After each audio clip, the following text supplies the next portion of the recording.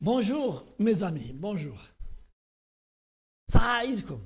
Lyon, nous sommes le premier jour d'Aïd et j'ai mis le costume et la cravate pour vous souhaiter Saïdkom à tous les Algériens et les Algériennes, Tahnaya ou Ta'al Kharj, et surtout Saïdkom mes abonnés. Et je remercie tous ceux qui se sont abonnés ces 2 dernières semaines. Vraiment en nombre important. Et c'était comme ça. Donc, نقرأ في الوطن تاع le 30 mars, c'est-à-dire le البارح. Tension entre Alger et Paris. La visite du chef de la diplomatie française à Alger n'est pas exclue. Ça, c'est le Watan qui le déclare. Sûrement, il a des sources, mais c'est prévisible. C'est-à-dire, c'était une visite qui est attendue. Parce que les enjeux sont importants pour les deux pays. Les enjeux sont importants pour les deux pays. Et il ne faut pas oublier que la diplomatie, les coulisses, les tractations, tout ça font que il y a une crise, mais il y a des fils conducteurs qui font que il y a dialogue. Et tout ça, ces fils, ces dialogues sont en fait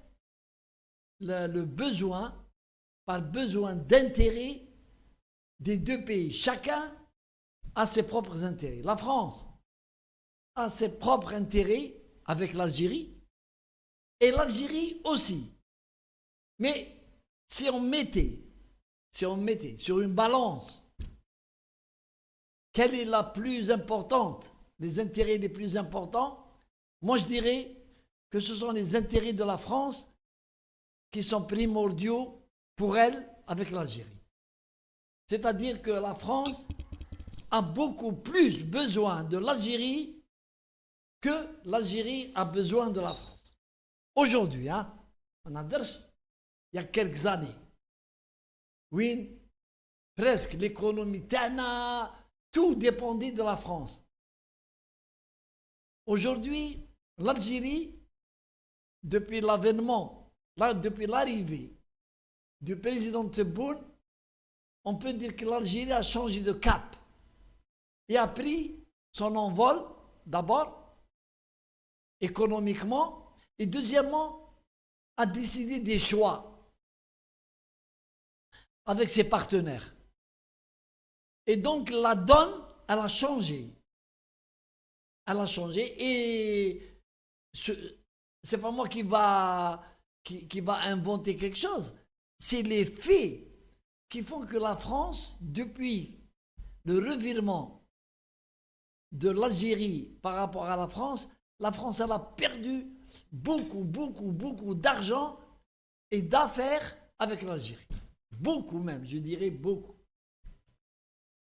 Et donc aujourd'hui, voilà qu'une crise, elle est née pas par les relations diplomatiques entre l'Algérie et la France, non. Par le fait que la France n'a pas su et n'a pas pu gérer des problèmes existentiels pour elle, c'est-à-dire la sécurité et l'immigration.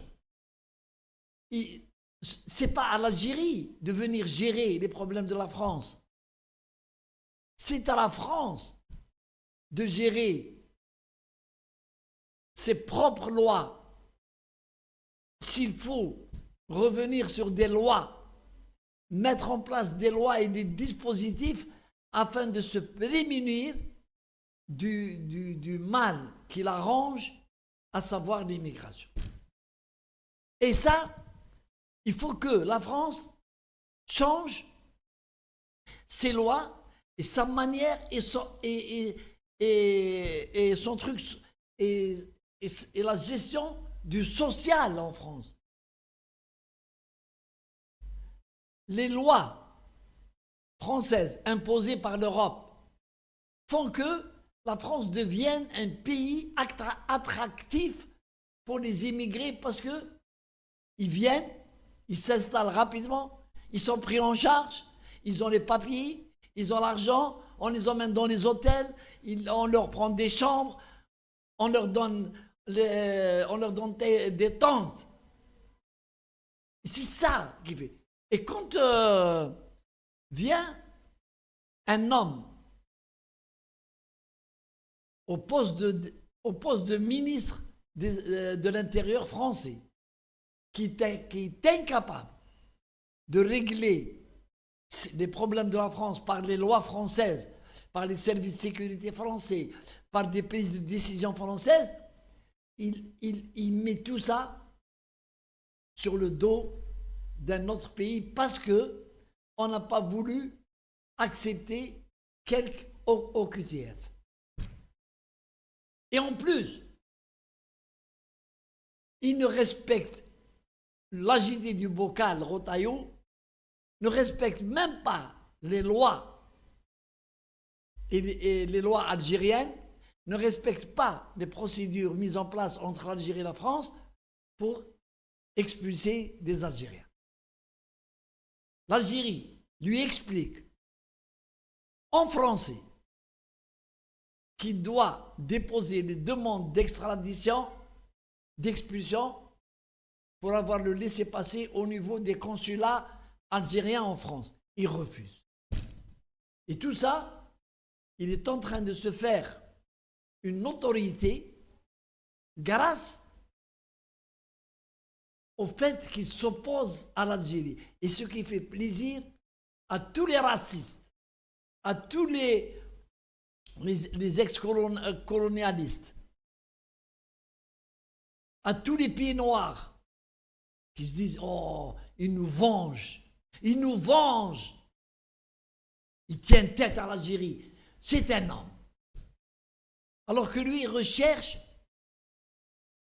comme ils l'ont fait ses prédécesseurs, il recherche le poste, à savoir patron des LR, patron d'un grand parti politique, et il cherche même à devenir président, pour ensuite laisser tomber toutes ses affaires et gérer la France comme elle a été gérée depuis 40 ans, c'est-à-dire le néant.